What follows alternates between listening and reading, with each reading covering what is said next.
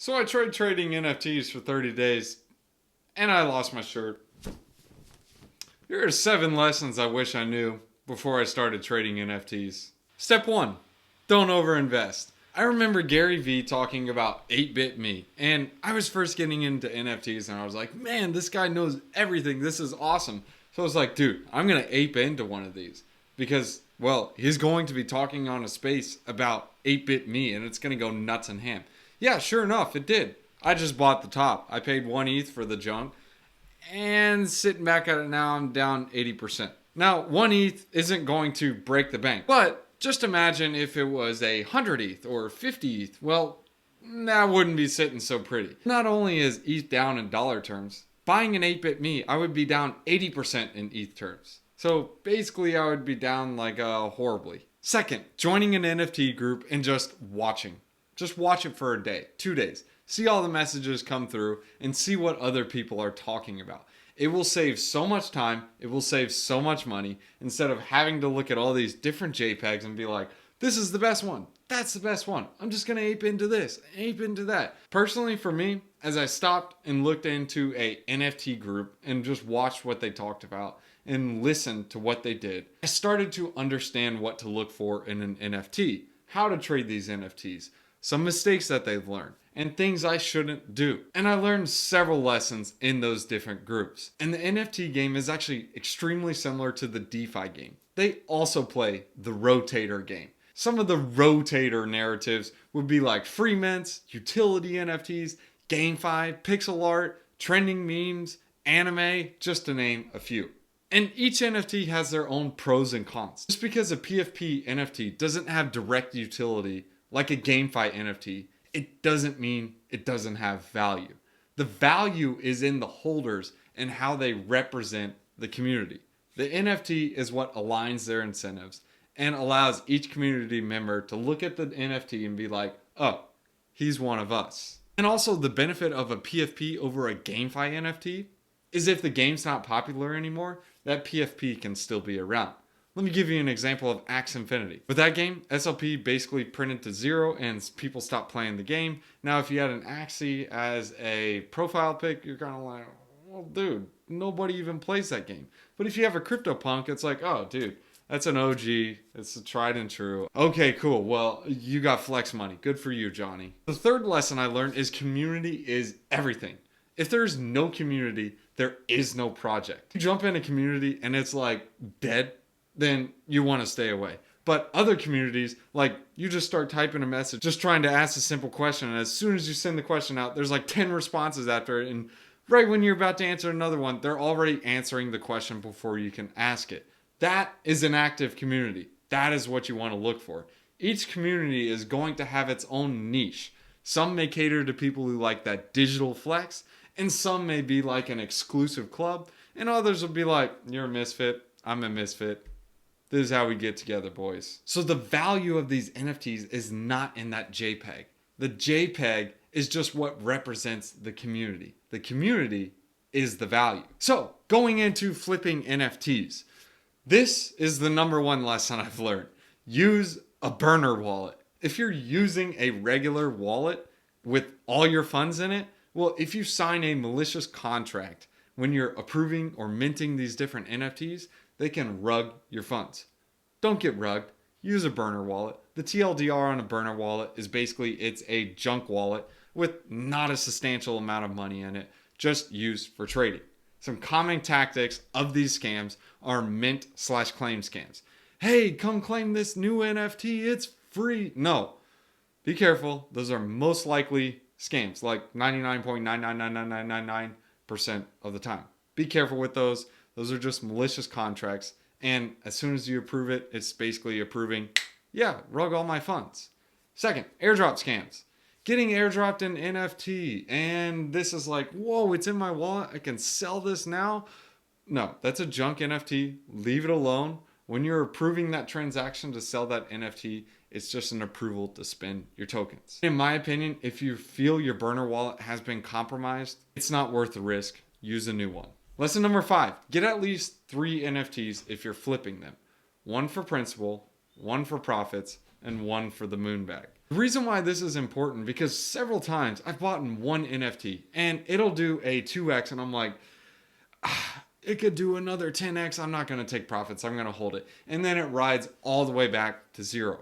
This is dangerous because I didn't take the profits and grab my principal. Instead, I wrote it back to zero. So that's why it's important to grab 3 different NFTs. One for principal, one for profits, and if you want to ride it out, you can have one for the Moonbag. Remember, NFTs are not divisible. So having 3 of them, one for principal, profits, and Moonbag, will allow you to practice safe strategies. Of course, there is a chance that it goes to zero, so don't overinvest, especially when you're having to get 3 of them.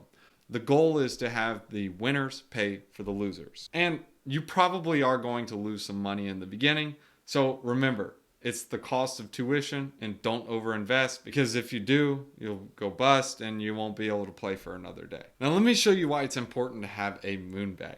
This is Goblin Town. Goblin Town was a free mint, and this thing literally went almost to 6 ETH a pop.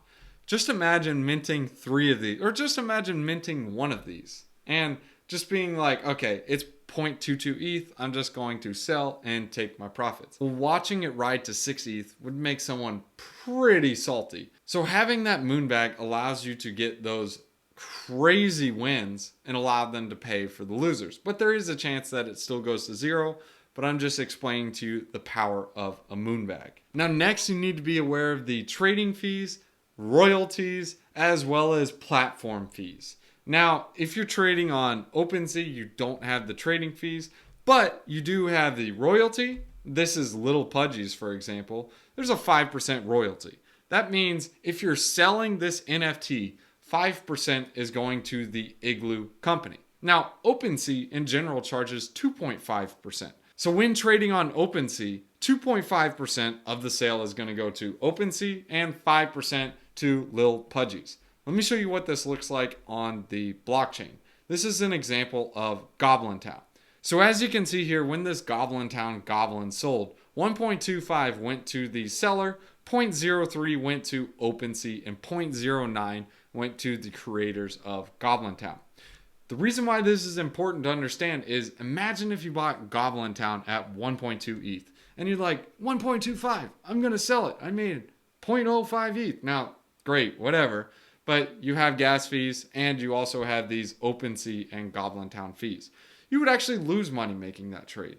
On top of gas fees, all the trading fees, etc., you would turn 1.2 ETH into 1.05. Good job, Johnny. But there are ways to get around this. There's a platform called SudoSwap. It allows you to swap the NFT, buy, sell, etc., and you only have to pay that trading fee. So it's similar to like Uniswap, but not all NFT collections are listed on it. So in my opinion, using a aggregator like Blur is a pretty good option, because you can basically select any of these and it aggregates for the lowest prices. This is for buying. When you're selling the NFT, you can also list it on Blur or gems.xyz, and Gems will basically aggregate and say, hey, you can list it on LooksRare, X2Y2, or OpenSea. SudoSwap by far is going to be the cheapest if there is a pool there, because you can bypass the royalty fees as well as the platform fees. The only fee you'll have to pay is that swap fee. Whereas X2Y2, it's only 0.5% on the trading fee, and for LooksRare, it's only 2% instead of 2.5%. So just some quick tips. Now, lastly is buying an NFT that I didn't like. At the end of the day, I was left with a bunch of useless JPEGs, but at least I could get some value out of the meme. There were some great communities I was able to be a part of, and I still am a part of some of them, but for the most part, a lot of these were just flipping NFTs, and most of them, well, 99.99999% of them were going to go to zero, so I was just left with a bunch of useless JPEGs. And also one other thing to note, all the JPEGs or all the NFTs that I didn't buy, they usually did about 1000x. So don't fade the NFT that you look at and you're like, this is the ugliest piece of junk ever, I'm never gonna buy it. Be careful, because those usually go nuts and ham. So thanks for watching to the end so far, guys. Here are some great tools you guys can use. They're on the screen if you guys want to freeze it. But you have Trait Sniper. This is great for trading because it tells you the best traits of that NFT. You have Rarity Tools, which also gives the rarity trades. You have Blur.io. It gives you some of the best prices on trading NFTs, as well as Gems, because both of those are aggregators. It's called gems.xyz, like GEM. And then you also have dappradar.com/NFT. This is basically going to give you the stats for NFTs and their activity. So the DApp Radar is basically going to say, yeah, these are the top trending collections and these ones are doing this, this, and this, and so on. So you can start your NFT journey. Again, guys, this is not financial advice. I'm not a financial advisor. I just wanted to share with you guys 7 lessons I wish I knew before I started trading NFTs and before losing my shirt. Proverbs chapter 10, verses 4. Lazy hands make for poverty, but diligent hands bring wealth. Don't be lazy, be diligent. Peace.